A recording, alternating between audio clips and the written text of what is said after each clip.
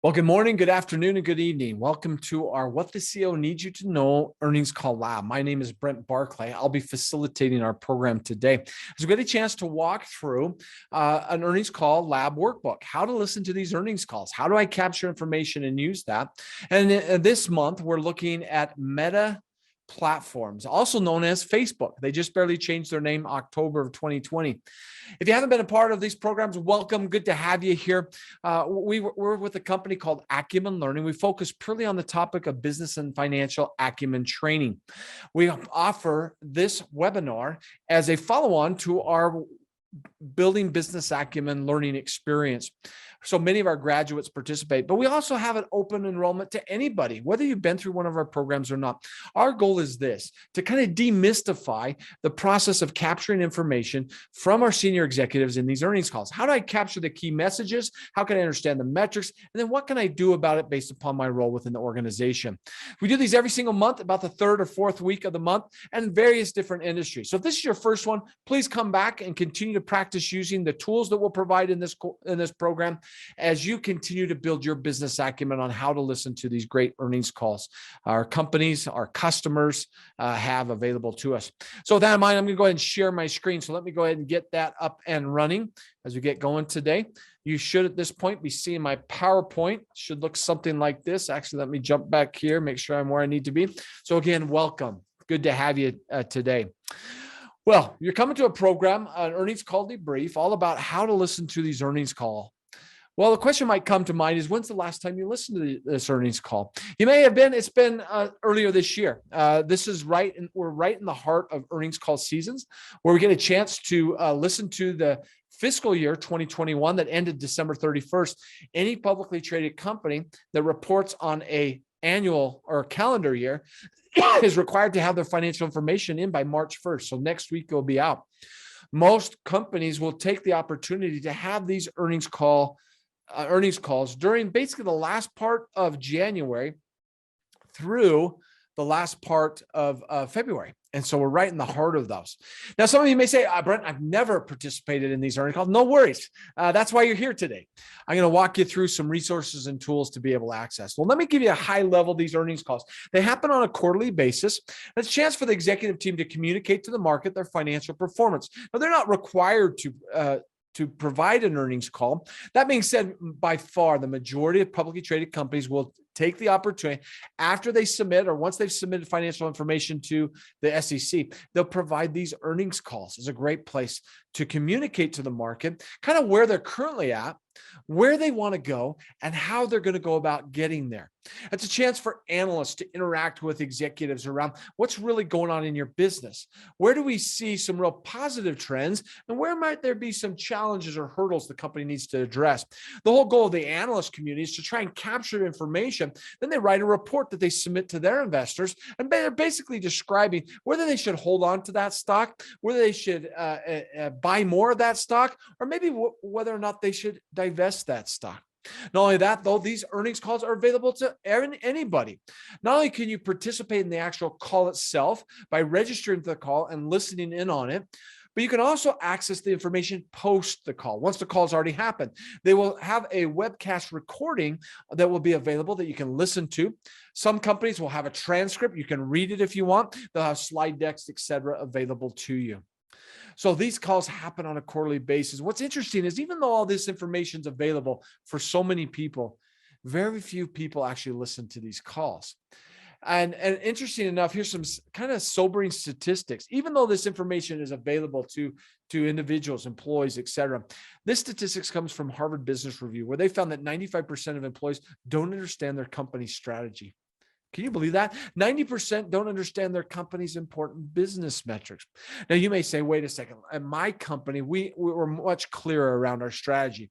We're much more comfortable around our key financial metrics, whether it be cash flow or free cash flow. Maybe it's profitability, EBIT or EBITDA, may even be a return on investment or return on assets, et cetera. In the end, these are very broad metrics. That being said, these are what I call a hidden gem, these earnings calls. It's a great place for an individual who works for a publicly traded company to understand what is it their executives are focusing on. Why is that important? And then how can I, within my role, impact the success of this business? Well, if maybe you're not publicly traded, but maybe you work for a company where you sell products to a publicly traded company. Boy, if I'm in a sales role to understand those customers that might be public, I can't think of a better place to go. Go listen to these earnings calls, see what their strategies are, what they're trying to work towards. And then my whole goal would be to try and create a business case that shows how our products or services will really drive their strategic objectives and goals. It may even be you're just interested in understanding businesses better. Maybe you're looking at your own portfolio, trying to understand what companies you should invest with, what companies you may want to leave. Well, being able to be comfortable around listening to these calls, reviewing their financial performance can really set you apart in your investment opportunities.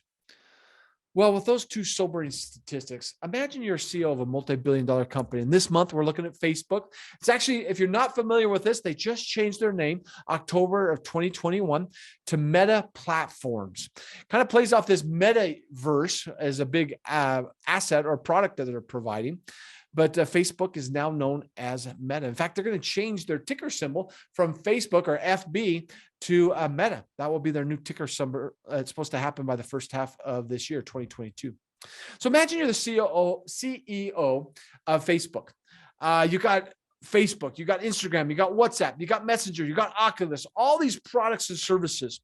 It's extremely regulated, a lot of scrutiny around privacy and how they're using, what they're doing with their data. They have almost 72,000 employees. And by the way, they just increased that employee base to 72,000 employees in 2021. They increased by 23%. We're talking about tens of thousands of increase in employee base. Their daily active users, how many active users are actually getting access to their products or services? 1.9 billion users a day. And that, by the way, that's just Facebook. Huge competition in their industries. As you think about where do people go from a social media perspective, of course, many of us grew up on kind of a Facebook opportunity, but then you have stuff like Instagram, which again, Facebook eventually acquired, right? So you got Instagram, but you have TikTok nowadays. You also have stuff like Snapchat, another resource out there. So this competition they're trying to deal with, and how do you keep those customers, or excuse me, those users using your product so you have more and more people wanting to advertise on your platform? Here's an interesting and quite sobering statistic. If you watch them, they announced February 2nd of this year, their 2021 performance. If you actually look at the financial performance, it's great performance. We're talking huge growth in cash flow, great profitability numbers, et cetera, but their stock price dropped 37%. In fact, as of today, the 23rd of February, as I look at their stock, it's at just below $200. On February 2nd, it was $323 or $330 a share. They lost 37% in the last 3 weeks, 2.5 weeks. Pretty incredible what they're dealing with. So the question is this: what is it, as the CEO of Meta Platforms, what is it you need your employees to know? What does it need your customers to know? What does it need your shareholders to know? And finally, what do you need your partners to know? Well, that's what these calls are all about. It's a chance for them to communicate to all of these groupings, their partners, their shareholders, their employees, their customers, a way to share where they're currently at, where they want to go, and how they're going to get there. What new products, what's the vision of the future, et cetera. Well, as you think about these earnings calls, and my commitment to you, or my goal for you, as you listen to these earnings calls and engage around them, if you take the tool that I'm going to give you at the end of our call today and actually use it for the next 2 to 3 quarters consecutive, here's my guarantee to you. I guarantee that you will build your credibility as a leader within your organization. You will build your career opportunities. And more importantly, you'll also benefit or build your company. Here at Acumen Learn, we've been in business for 20 years, and all we focus on is business and financial acumen. Help employees understand how their company makes money, how decisions are made around the money-making process, and most importantly, what can they, as an individual contributor, or what can their teams do to help drive the results or the opportunities within their organization. My commitment and my guarantee, as you commit to engage around these earnings calls for the next 2 to 3 quarters, you'll get it. You'll start to understand the patterns. You'll be very comfortable how to think about this business. At that point, you shift from a functional leader to a business leader.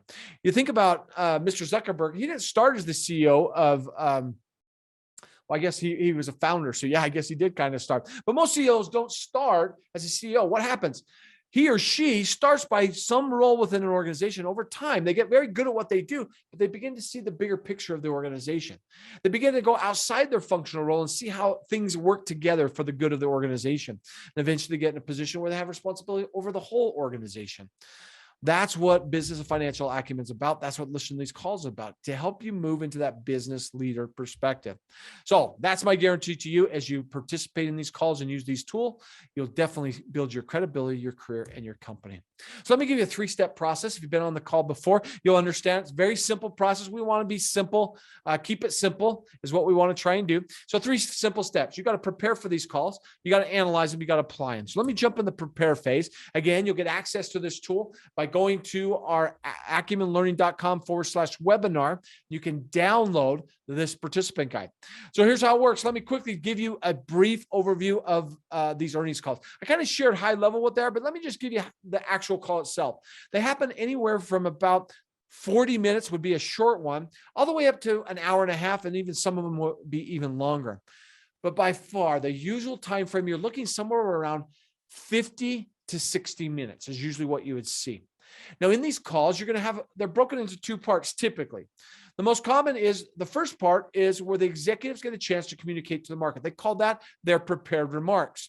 As you look at the prepared remarks, it's all about their chance to communicate what's going on in their organization, kind of where they're currently at, where they want to go, and how they're going to get there. They'll talk about their performance over the quarter, where they hit or missed around their guidance. They'll talk about what their future forecast is looking towards. And that prepared remarks are a great way to kind of see what their executives are trying to communicate. Well, the second part I love is called the Q&A. The reason I love this part is where the analysts get a chance to ask questions to these executives. It's a chance for them to get clarity around what's really going on in the business. Now, the reason I like to listen to those, and by the way, some experts will say, just listen to the prepared remarks. That's good enough. I highly recommend you come down here and spend some time on the Q&A. Here's why. It's one thing to hear the communication from the executive. Remember, this is not required. So it's not regulated like their annual reports, their 10Ks, or what's called their 10Qs that they submit to the SEC, which are very regulated on what they say, how they say it. This has a bit of a marketing piece as well as a kind of strategic piece as well. What I love about the Q&A, it gives a chance for analysts who track these companies very rigorously, and they get a chance to kind of see what's really going on in the business. They can ask clarifying questions. They can stop or start as around what's really going to happen in the business. So I always like to listen to those because it gives me a real feel. Where's the analyst really aligned with the executive team and where they might have some concerns? So with that in mind, the preparation includes 3 steps. First, you got to locate the call or transcript. How do you do that? Well, if you're trying to locate the call, it's before the call. What you're going to do, I'll give you a quick example. I'm going to do it for you. You're going to walk into Google, come in here, and I'm going to type in the name of the company. I'm going to go ahead and put in Meta. I'm not even going to put a Meta platform. I'll just put a Meta. It's already trying to guess there. I'm going to put Q4 earnings. Okay, right there, it's already given me some options here. One of the options is earnings call, earnings transcript, earnings date, earnings report. Well, I go ahead and hit the return. It's going to give me a bunch of data. Now, I got kind of a summary. Now, this is a third-party group. You'll notice here, ZenDNet. It's a third-party group kind of giving a little bit of data and information. Now, I'm doing this on the 23rd of the month. Now, remember that the call happened on the 22nd. So this is after the call. But if it's pre-call, I'm going to come in here. I'm going to type in. I'm going to look for the company itself. Right here, I know this is Facebook, right? Investor.fb.com. I'm looking for their website versus these third parties. I typically like to go there because that's where you're going to have the information as quickly as it comes out. Everybody else has to get it off of those websites to create it. So I come in here, I click on this. Right here, I've got everything I know. I need to know. I'm going to go ahead and use my annotation tool here since I've got it. Let me go ahead and grab my drawing tool right there. So here's what we've got here.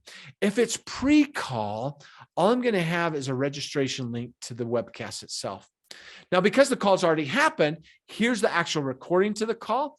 I've got the earnings press release. I click on that right there. That's going to give me their press release, which is going to have a little overview of their quarter or the year. It also will give you some basic financial information. Now, if a company has the slide deck, I love the slide deck because it provides a great overview and very simply kind of graphical representation of how they performed within a quarter or within whatever period of time you're looking at. Not every company will have the transcript. You often have to search that out separately. But here, Meta, which we know, Meta Platforms, is actually Facebook. This is where I'm going to access that information. So let me just cancel my annotation stuff. Let me delete all that, clear all my drawings. Then I'll get rid of that. Let me just click on a few. So I click right here. It's going to jump me right into the call itself. Here it is. Here's the recording. Now, again, if it's pre-call, it's just going to register for you for the call. And then on the day of it, you jump in and you would see something like this. But because the call's already happened, here's the recording. Let me just click. I'll play 10 seconds of it. Good afternoon. My name is France, and I will be your conference operator today. At this time, There's I would like the call. to welcome everyone. Not only is the call there, but to the right of this, I have their slide deck. I can click through this slide deck. So it's a nice way to kind of review. Now, of course, if this was live, I wouldn't be able to move all this information that you're seeing me do here. So what am I looking for? I want to get access to the press release because that's a quick summary of what's gone on in their business. I can look at the bottom. I can see their financial performance. I also want to get access to the webcast. Now, of course, if it's pre-call, the only thing I'm going to be able to do is register for the call. Once the calls happen within 24 hours, you can access all this other information. If you have a slide deck, I'll access the slide deck, make that available, etc. So folks, that is the first thing we talked about. And that was, how do I access the call? There you go. Now that I've accessed the call, I'm going to want to, my second step of the preparation phase, I want to review my notes from past calls. You might say to me, well, wait a second, Brent, I haven't been on a prior call. Well, if that's the case, you're not going to have any notes. But if I wanted to, I could go back to, let me get back here. I can go back here, and rather than Q4, what am I going to do? I'm going to do Meta. Rather than Q4, I'm going to do Q3. I can do 2021 if I want to. Click right there. Come down here. I see my Facebook. Okay, couple different. I remember last time it was this one that was indented. Look right here. Oh, I'm right here. Q3 earnings. Here I go. I've got that same stuff. So if you haven't listened to the call and it's prior to the call and you want to kind of grab some notes on that, here's what you're going to do. Let me get back here. I'm going to go ahead and go and do that same search if I want to. I can review it. Now, once you start using this tool quarter over quarter, you'll start to have that resource. You grab the tool you've reviewed a quarter ago, review it real quickly, and then get ready for the most recent call when it happens. The last step of our three-step process is to meet with your team. Now, what do I mean by that? Here's my recommendation. Doing this all by yourself can be hard in some cases. Doing it with a colleague, a peer, direct report, or a team of people, it's a great resource. So I highly recommend that. So folks, that is the prepare phase. You're going to access the call. Doing a Google search. Pre-call, you're just going to register for it. Post-call, you can access all the information. Before the call, once you've accessed the registration of it, go ahead and review your notes and then prepare for the call with your team. The meat of the tool is all about getting to the analyze phase. Now, in order to do that, I want to introduce you to a quick model. So let me give you a high-level review of these 5 drivers. For those of you that are graduates of our program, you'll be very familiar. These are the 5 fundamental drivers every company focuses on: cash, profit, asset growth, and people. Doesn't matter whether you're a $118 billion Facebook, revenue generating Facebook, or a small mom and pop shop. These are fundamental drivers all companies focus on. So if you come to our course or you go through the online program, you'll get very familiar with this framework. If you think about cash, what are the companies talking about or looking at there? They kind of have the 2 common metrics they look at. One is called cash and cash equivalents. The other is called cash flow. When you hear cash and cash equivalents, I want you to think of cash on hand or a savings account. It's a place where a publicly traded company puts cash for future investments as well as for a rainy day fund, unexpected expenses, etc. As you think about, what do you think investors want that to do? Go up, go down, or it kind of depends? Well, as you think about that, do investors want a company just to hold on to their cash, just have it sit in a savings account? No, they want to take that cash. They want to invest in their business, expand their business. They also want us to take that cash and get it back to them by paying them dividends or stock buybacks, etc. So the cash and cash equivalent line item, that kind of goes up or down based upon strategy, what we call cash and cash equivalents.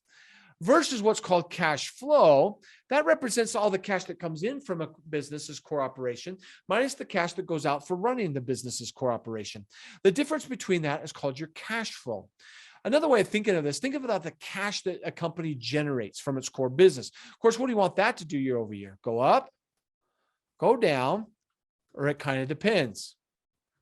Well, it's right here. They want it to go up every month, every quarter, every year. They want to see that cash generation to go up. Now, if I wanted to see what's happening with cash, I'm going to come to this statement. If you're kind of like, what is that statement? Take our online program. We'll walk you through it. Or if you got a big enough group, let's come. We'll walk you through your business's statement of cash flow. It's a great way to see what's going on from cash position. Now, as you look at profitability, what are we looking at there? Well, the equation for profitability is revenue minus expenses equals profitability. Now, what you want to remember, in fact, I'm going to open the chat box here, I'm going to put some notes in there. So hopefully you'll see this. I don't know how it records it, so hopefully we won't lose that. But here you go. As you look at this, some other terms you want to look at. The profit driver is the one driver where they use metrics or terms interchangeably quite a bit. So profit, if you've been in our course, profit is the same thing as earnings, which is the same thing as income. So if you don't know that, remember, if you hear an executive talking about gross profit or gross earnings, know that it's the same thing. Operating profit, operating earnings, operating income, all the same thing. Net profit, net earnings, net income, all the same thing. Now, if I want to grow my profitability, how am I going to do that? If I want to see an increase in my profit, I got to increase my revenue and or reduce my expenses. Now, in business, we hear a lot about reducing expenses. Now, an increase in revenue, how can I do that? Well, there's two ways to increase my revenue. One is I can increase my pricing, what I charge for my product or service. Now, how does that work? Well, the more unique my product is, the better capability I have to charge a higher price. The other way I can improve that is volume by selling more of my product or service. Now, if I want to learn about what happened to a company's profitability, I'm going to look at that income statement. I'm going to look at my top line revenue or sales coming in. I want that going up every month, every quarter, every year. I'm going to look at my expenses. I like my expenses to go down. Remember, if I can grow my revenue, reduce my expenses, that's going to increase my profitability, or at least maintain my expenses as much as I can. That's an ideal situation. Now, in some cases, you won't be able to do that as you're building out new assets, et cetera. But over time, you want to have your revenue growth much faster than your expense growth. So that's where you go to find that out at the income statement. The next one you want to look at is that of assets. We talk about assets from the perspective of anything a company owns, controls, has value. So think of Facebook. What do they own or control? What has value? Well, they have contract relationships. They have intellectual property. They have their whole platform. The whole network is an asset, right? They got intellectual technologies. They have intangible assets such as patents, IP, etc. This is all stuff that they have. Now, there's a balance as you think about assets. How much assets do I have that I hold on to versus how much do I then deploy into my business? So this balancing act is something that executives are always trying to balance out. How much cash, for example, do I hold on to in my cash and cash equivalent for future investments versus how much of that cash do I deploy, put into my business to build out the business, to have more assets to generate more cash, more profitability. There's a real balance that companies are dealing with. Just to give you some examples of this, Facebook generated $58 billion of cash in 2021. Well, I can either hold on to that cash or I can deploy it into my assets. So there's a real, or I can use that cash to get money back to investors. I can pay down debt. There's a lot of options, but that's all about how much financial strength do I build versus how much assets do I deploy within the organization. Well, last two drivers, pretty quick. Growth is what investors expect. All three of these, you can have growth in the first three. Of course, people are what makes it happen. When we talk about people, we're talking about both the external customer, those that buy or use your product or services, but also then the internal customers, those that execute around your strategy, your colleagues, your peers, your direct reports, your employees. How well are we able to execute as a business? Well, folks, that's the framework. This framework now can be used as you look at these earnings calls. Here's how you do it. Let me introduce you to my first tool. It's called the Executive Alignment Activity or Tool. Here's how it works. As you're listening to these calls, as you're reading the transcript, rather than trying to take all this information and distill it down to simple points, I give you a framework to distill it around. All you have to do is you listen to the call. Every time they say something about cash, put a little slash mark.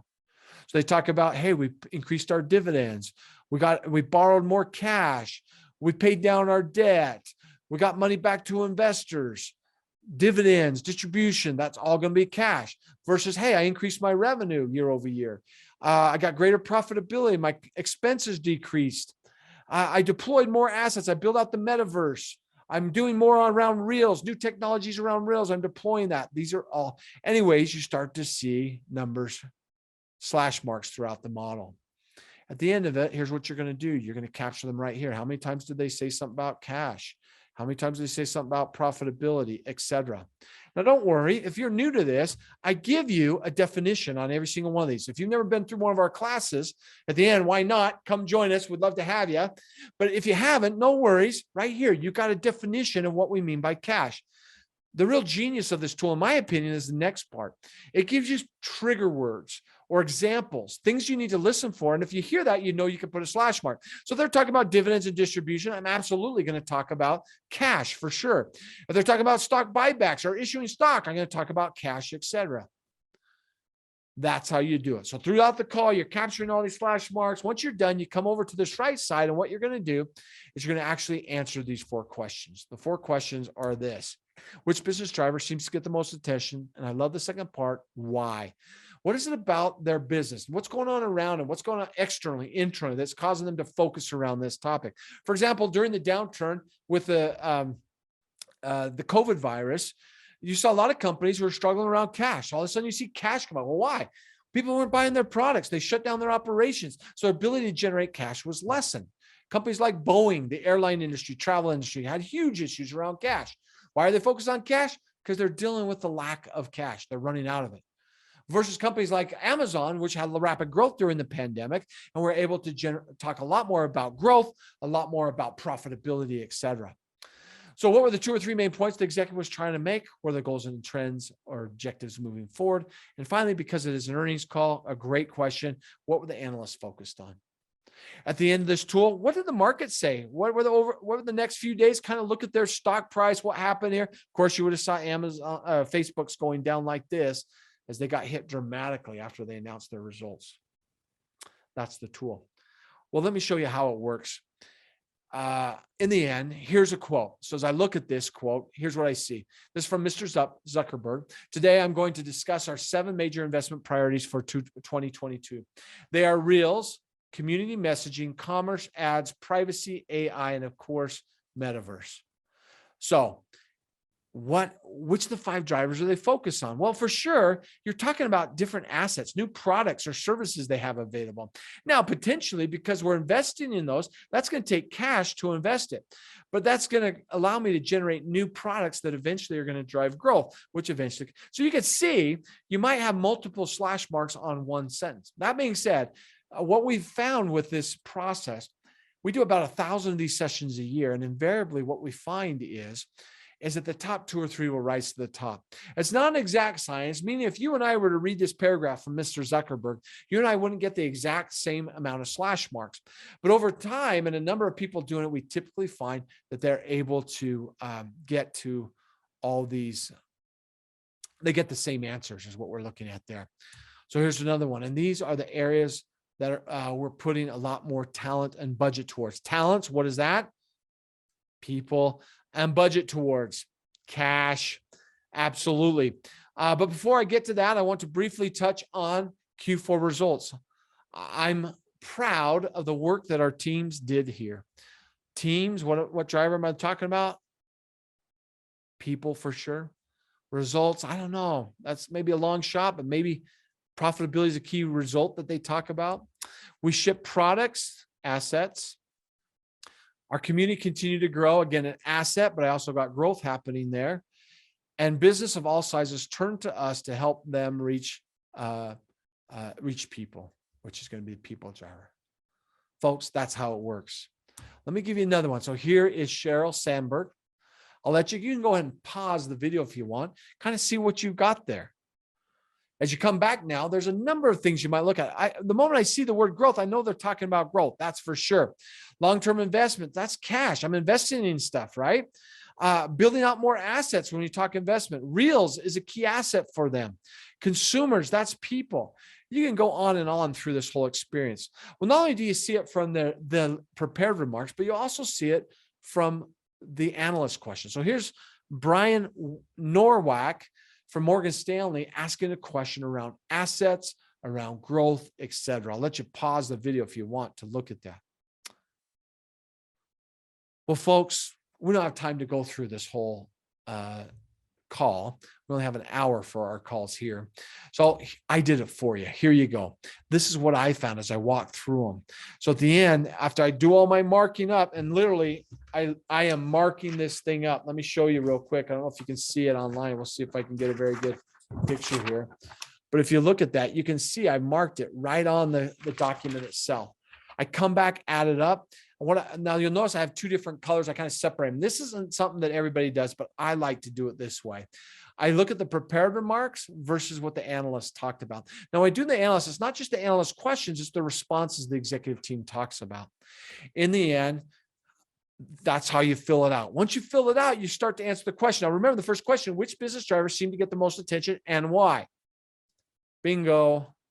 Right here. These are the top two. Got a good representation on people, and then a little bit smaller down here.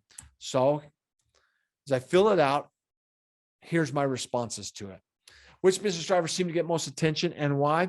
Well, obviously they're in this big transition. They're trying to transition to the reels, that what they call short form or short form video. Our goal is to capture a new type of users. Any guesses to what type of users they're looking for? Younger generations, what they're trying to compete with TikTok, Snapchat, etc. Another why assets and growth. Well, their 7 investment areas was a big part of their discussions. Particularly, they want to invest in reels, those short form videos, community messaging, commerce. Think about, we used to not go on to Facebook and actually transact in Facebook. It used to be you would click on an ad, you'd go to their website and do that transaction. But they're also wanting to do, you see, there's the whole Facebook marketplace, right? There's a place for you to buy products or services through Facebook. So they want to get a better commerce experience. They want to look at ads and how they use that, privacy, AI, and of course, what they call the metaverse. If you're not familiar with that, look that up. Think of Ready Player One, if you've ever seen that movie. This idea of a whole metaverse where you go in, you have a virtual reality experience, you can buy products that come to your home, a whole new way of living our lives and experiencing technology. So big investments there from a growth perspective. Now, what their kind of responses, we're making meaningful progress on all 7 of these areas. It's going to improve the services we offer today and will help power our more social, intuitive, and entertaining metaverse, where people, business, and creators can all thrive. All this fully realized vision is still a way off, although it's still a way off. And although the direction is clear, our path ahead is not perfectly defined, but I'm pleased with the momentum and the progress that we made. Some of the headwinds that are keeping them, competition with TikTok, YouTube Shorts, Snap was another one.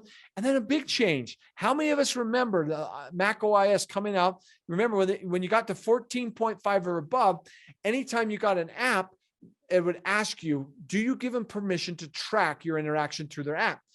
And many of us said no. That's having a huge impact on the success of their targeted marketing. Used to be they get all this data from the apps. They no longer can get that. So the ability to build out your profile is getting harder and harder. In fact, they're predicting for 2022 at Facebook that one change that Apple's done is going to cost them about $10 billion in revenue. So obviously the assets they're deploying, how it's impacting growth, where they're seeing growth, big emphasis of their call. So what are the 2 or 3 main messages that was talked about? Number one, it's a strong year. They had a great year, and you can see it in their numbers. If you look at some of their numbers, here's what you see. Look at revenue numbers. These 3 years of revenue. So total revenue, just add these top numbers right here. Gets them to about 117 billion, if I remember, versus about 85 billion in revenue the prior year. It's broken it out by different areas. That's why I love about these slides is it gives you some great richness of data. Not only do I get the quarterly revenue gen numbers, but I also got what parts of the world had the biggest growth opportunities, et cetera. Pretty interesting data. Another key metric for them is net income, a profit metric. But look at those net income numbers. A great performance as you look year over year performance, pretty strong there versus where they were in 2020. Now, we'd expect that, right? We're coming out of a pandemic. We expect to see that improvement, but definitely strong performance. Then you look at kind of the earnings per share metrics, et cetera. So a great quarter was the first key metric. Second key metric, we're in the middle of this transition, moving towards short form video like reels. They're trying to compete with the TikToks of the world, the Snapchats and the YouTube shorts. The interesting thing about it is this medium isn't as easy to generate or to monetize it.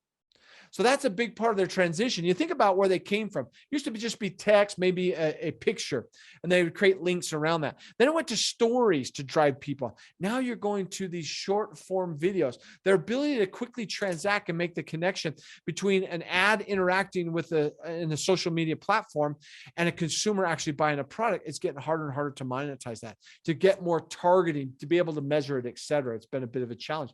So they're trying to figure that along the way. So a lot of emphasis or focus around that transition they're in the middle of.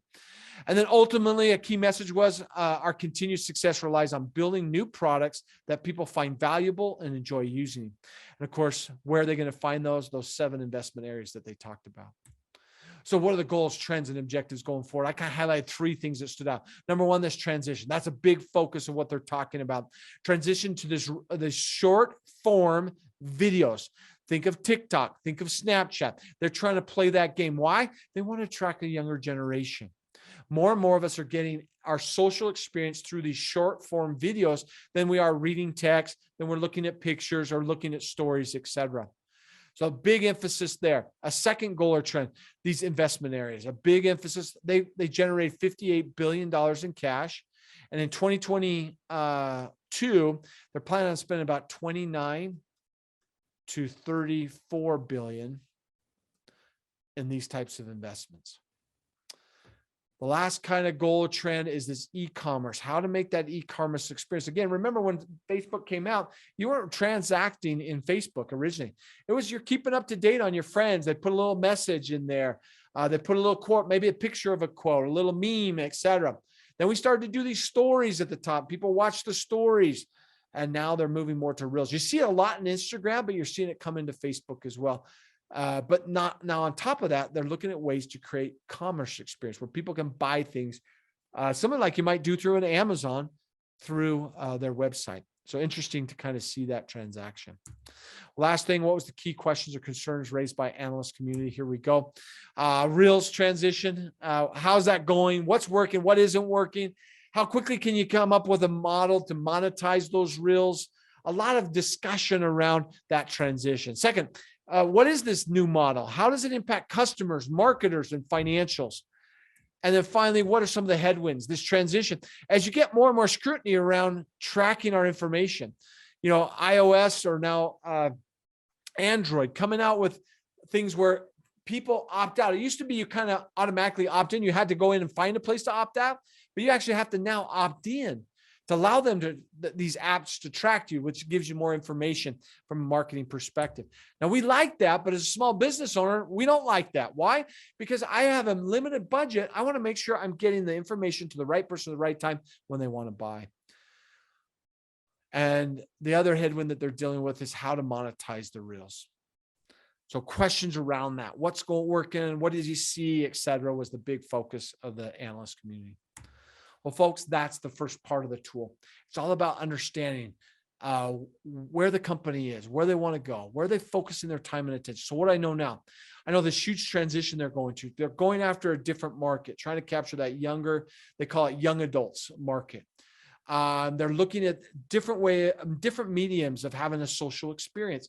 Everything from the reels, these short form videos, to this whole metaverse, where you basically go in with their Oculus 3D imaging and go interact with people, live your life through the metaverse, which is a very interesting way to think about the future of our world. and some of the challenges that they're dealing with. I'm very clear on that. Well, now let's look at the financial performance. What I got here is called the Navigating the Financial tool. With this tool and any company's financial data, you can quickly assess. Now, you notice I'm looking at the Q4 data. You'll see on the left-hand side, I've got my 5 drivers: cash, profit, asset growth, and people. For those of you that are graduate of our programs, this tool is going to look very familiar. If not, no worries. It's very simple how you use it. Next to those 5 drivers, you have the key metrics. Now, these are some of the most common metrics companies look at. Now, you may have a specific metric in your business. Like, for example, rather than looking at a basic net income number, you might look at EBIT or EBITDA, operating profit, gross profit, et cetera. If that's the case, you just incorporate those into them. But if you're just looking at a company in general, here's by far the most common metrics companies look at.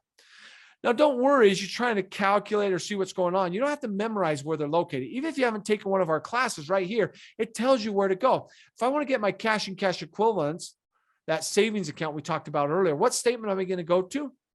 It's the balance sheet. Now, if there's any sort of calculation I've got to do, I'm going to see that right here. I notice there's no calculation, whereas down here, there is calculation. So here, it's just a plug and play. I just go to this statement, find the number, put it in.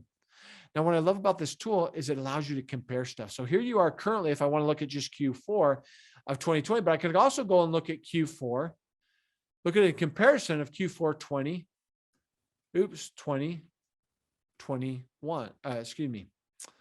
Let me fix this here. Little typos here, getting carried away with my writing. So I can actually come over here and I could do Q4 of 2020 numbers and see, did it go up or did it go down, and why did it go up or down? So what I want to do is I'm going to walk through that. I'm going to quickly do this, give you a chance. So we're looking for cash and cash equivalent. We saw right here, what statement do I go to? I got to go to the balance sheet.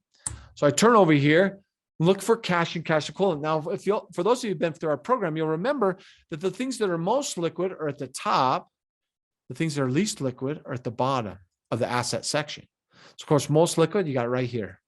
Here's the number I'm looking for, 16,601,000. So I'll go ahead and plug that in. I've got my cash number. Next number I want to look at is my cash flow. Now, of course, this is the one whether it goes up or down. It all depends. That's where the executives are looking at what's going on in the business. So going back to that tool, I'll see it actually decreased by a little bit, by about $1 billion, right around $1 billion. Well, if I want to see why that happened, I go to the next statement is where I'm going to find cash from operations. So I go with cash from operation. I'm looking for the cash flow statement. I go to the cash flow statement. It's right here, consolidated statement of cash flow. And interesting enough, they break it up into quarterly numbers. So I can use the quarter number right there. I want to get the cash they generate from their core operation. Right here is their cash flow number. It's called net cash provided by operating activities. They generate $18,104,000,000. Now, what do we want that to do year over year? Absolutely go up. And it actually went up $4 billion. We love to see that. Look at this for an annual, $58,683,000,000. Now, for those of you that have been through our course, this is the difference between all the cash that came in from their core operations minus all the cash that went out from running their core operation. That difference was an increase of about $19 billion increase.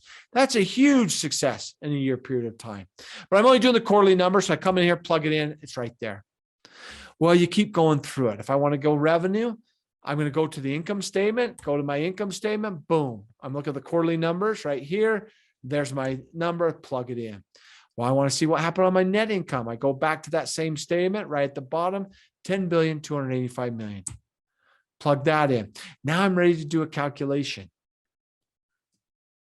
So the question is, how do I go about doing that? Well, I've already got the number. I don't have to go to the statement. I have it there. It tells me where to go, but I just grab that. So I'm going to pull this number, put it right here. I'm going to take this number, pull it right down here. So I plug in the 10,285,000,000 divided by the 33,671,000,000, multiply it by 100. I've got 30.5%. What does that tell me? That says for every $100 I brought in my for every $100 I brought in revenue right here, I generated $30.50 of profitability. Now, what do you think? Is that a high margin, a low margin, or about average? It is very high. The average of the S&P 500 is about 10, 12%, somewhere around there, depending on what year you're looking at. It's been as low as 8%, but usually around 10% is what you're looking at. It's about 3 times that amount. Now, if we had more time, if you're in our class, we'd talk about why. I don't have time. But go look that up. Why would the margin be so high? What allows them to get high margins? Well, you see how to use the tool. Here it is. I went ahead and did the rest for you. Don't have time to go through the whole thing.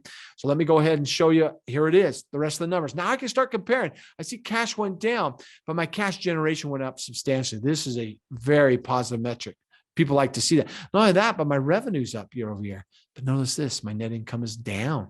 I actually increased my revenue by about $5.5 billion here, but I ate it up in my expenses. Now, if you want more detail, you could jump back into the tool and see what's going on there. Well, not only can you look at it from that perspective, you can start to see margins. Get a little bit more margin Q4 of last year than I got this year. I can look at some of my asset metrics. Now, if you don't know what they are, go ahead, search Google. They'll tell you what they are. But again, you want to see your equity ratio kind of balance out. Both of these are very strong equity ratios, actually very strong ratio. You love to see this increase. You like to see your growth numbers increase, et cetera. Well, not only can you do it on a quarter over quarter, but you can do it year over year. So here's the numbers year over year. I'll kind of pause, give you a chance to look at that. You can pause the video if you want. But not only can you look at it from a year over year perspective, you can look at it from competitor perspective. Let me look at our numbers versus Snap's that year. Of course, you'll notice that Snap's a lot smaller than Meta platforms or Facebook, a lot smaller. In fact, they're not even profitable yet. That being said, you got some nice growth numbers down here you like to see from a perspective that way. But not only can you do it from a competitive perspective, but you can also look at it from any company. For those of you who joined us last month, we looked at Ford, their fiscal year 2021. So I'm looking at an automotive company versus a technology company. You see some interesting data. Look at how much cash flow they generate versus how much cash flow these guys generate. I got more revenue at Ford, but for every dollar they bring in revenue, they generate a tremendous more amount of cash. Look at their net income number, significant. For every $100 you bring in for the full fiscal year of Meta, that's $33.40 for a full year number. Versus for every $100 that Ford brings in, they only generate $10.20. So you can see how you could play with that either way. So let me pause this and let you kind of look at that real quick, and then we'll move on to the last part of the tool. So what do I know at this point? I now know the strategic direction, how they performed around the 5 drivers. I'm looking at the financials. I can see what's happening from a financial. Now, the next step is, what am I going to do with that? This last part of the process is the most important part of listening to these earnings calls, is taking the information you analyze, taking the process of preparing for these calls and use it, do something with it. Application is vitally important. And as you look at what we do here at Acumen Learning, we have a great chance to work with many companies in the Fortune 500. In fact, we work with 30 of the Fortune 50. And as you think about the learning experience around business and financial, it will not move the needle in your organization unless people apply. As we've had a chance to work with many great companies, we had a company who did an assessment looking at how well this information is actually used within their organization. What's the impact? What's the return they get? And here's the common things that our customers have said. 84% of customers said that participating in these business acumen programs improve the performance of their business and their function. 81% increased collaboration, 77% improved upward communication, 77% improved employee engagement, 75% increased business focus, and 84% improved teamwork. That's what this is all about. And that's what these earnings calls are about. If you go through the process, you do the preparation, you do the analyze, and you don't do anything, then this quote, to know and not to do is not to know. There's no value in that. You've got to do something with it. So the last part of the tool is all about how are you going to apply this? What are you going to do based upon your learning? That's basically 3 quick parts. The first thing you want to look at is, what were your key insights? Based upon the analysis you've done, your key insights, what is it you're going to do? And the last part is, who are you going to have a conversation with around this to increase accountability and get greater execution within your organization? So I did it for you as I did on the prior sections. Here's what I found that was interesting. There's a lot of those. I could have gone on and on. It was a very interesting experience to walk through their 2021 financial performance and strategic direction. The key thing that I thought was the competition they're dealing with. Facebook was a first mover, got a lot of benefit, a lot of value out of that. And they're still a very strong company. But as social media changes, as consumers, users change about how they want to interact in their social worlds, things are changing. And so it was interesting to hear how much they talked about like TikTok and other organizations that they're trying to compete with. Going after a younger customer base was interesting to me. I am a big believer and really value my privacy. So when Apple came out with their new iOS, I'm the one saying, no, I'm not interested in them tracking me. I didn't even think about how that impacted Facebook or any others. Now, there's really a balance, right? I want to know those products. I want to have the right product at the right time that I'm interested in. But I also don't want people tracking me. So that was very interesting to hear that impact. The Apple iOS change, huge impact on Facebook's ability to target and measure ad success. What does that do for them? Well, it's really small businesses who are using them to kind of market their products or services. It's like the old school where you would have kind of a shotgun approach to marketing, put a lot of stuff out there. Remember, we'd all get these flyers. You go into geography, send out all these flyers, try and get some momentum that way. Well, nowadays you can get so targeted. You're actually focused on the right person, the right time with the information that you've gathered. Well, it's getting harder and harder to do that. So what does the future look like? And how will these companies adapt to be able to get access to our data? Something else I thought was interesting, looking for a new type of customer. That was huge. Facebook is for the more seasoned, is kind of my perspective. Seasoned meaning my hair there, Obviously, Facebook's the one that I've used. I was a MySpace before that, but then Facebook kind of came in. I use Instagram a little bit, but I don't use TikTok much other than my kids' stuff, etc.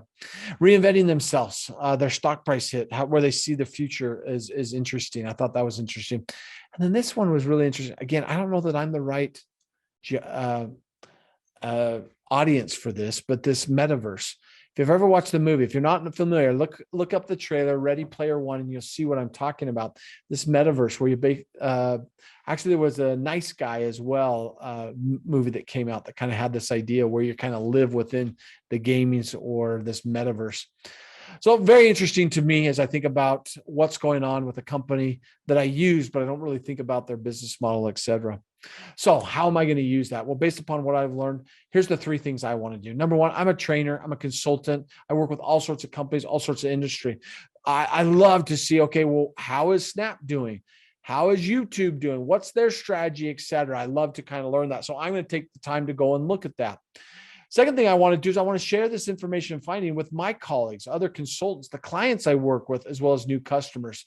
The more I understand about different industries, what's going on, it helps me as I work with clients to see what's going on in these industries. How should they think about their business, et cetera, and that kind of global economy we're playing in.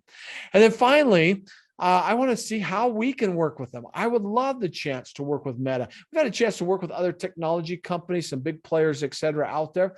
I'd love to continue to build that portfolio of clients and hopefully provide their employees a better understanding of how their company makes money and how they can make better decisions that will align with their strategy and drive the financial results they're seeking. So the last step of the tool, as I said, is to have a conversation. If you analyze your own company, go have a conversation with your manager. Now, this isn't my company, so that's not my opportunity. This is probably where my opportunity comes in. It's a potential customer, not a current customer, but a potential customer. I want to think about what I've learned and see how we can market, how we could go connect with them and see how our success will help drive their success. As they see the iPhone technology, iOS, reducing their revenue, well, how can we help their employees understand how they can drive more revenue? How can we help their employees understand how they can market and succeed in a global economy, et cetera? I'd love to be part of that. So that would be my conversation. But if it's one of your customers or partners, maybe you meet with your sales manager, account team to define customers or partners' business goals and how we could kind of create a partnership with them.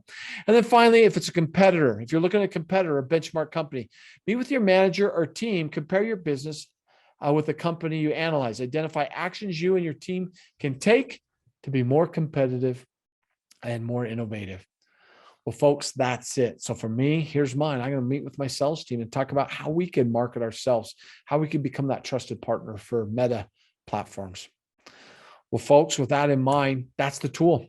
3-step process. You're going to prepare, you're going to analyze, and please, please, please, please, please make sure you apply. What did I learn? What are the 3 things I'm going to do? And who am I going to go have a conversation with to help apply this within my role? You'll remember from the start in that prepare phase, that step number 2 was to review your notes. What are those notes? This tool that you just filled out becomes the tool. So I just did that for Facebook. A quarter from now, if I want to go back and watch their call, I'd pull out these notes. What did they say they were going to do? Let me see how they performed, et cetera. So that becomes your ongoing tool as you go back to the future earnings calls. So my question to you, who will you analyze? To know and not to do is not to know. If you tell me, Brent, this was interesting, thank you, you don't do anything with it, I've wasted your time. So who is it you're going to work with? Is it you're going to analyze your own company? It's a company you sell to, a company you compete against, partner with, invest in, or interested in. Now, for those of you who've been with us before, this is the company I'm doing next month. I might challenge you. If you don't have a company you want to look at Uber. Prepare for our next call. It's going to be March 23rd. We're going to go through Uber. See if you can go through that analysis and see how consistent we are as I walk through it here in a month or so. So with that in mind, let me wrap up. It's truly been my pleasure. The last thing I want you to do, go to acumenlearning.com/webinar. Here's what you're going to find there. You're going to find this workbook, the earnings call workbook. Absolutely a very valuable tool. Highly recommend you do that. In addition, right there, you can sign up for the next earnings call webinar. By the way, invite friends, colleagues, others. You liked it, bring somebody else with you next time. We're going to go through the same tool, but we're going to do it on Uber. What an interesting company. Think about how their business was impacted during COVID. It'll be great to kind of look at them. Now, if you are new to Acumen Learning, but it's just for you individually, you're trying to build your business acumen, at acumenlearning.com/webinar, you have a place where you can access our online learning program. It's 13 modules, walks through the 5 drivers, walks through financials. It's a great foundational resource for you. Has some interactive activities, has some testing, also has social learning where you get a chance to ask questions and others that are taking the course can respond to those questions. Great resource. Highly recommend if you want some individual development.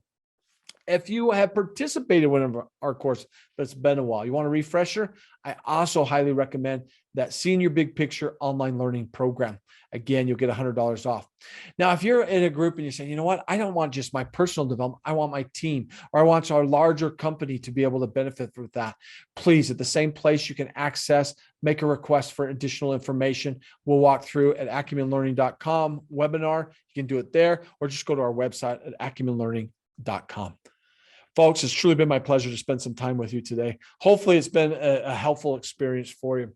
To know and not to do is not to know. Take this information and do something with it. That's my goal. That's my hope. And my guarantee to you, as you do that 2 to 3 quarters consecutive, you will build your credibility, you'll build your career, and you'll also build your company.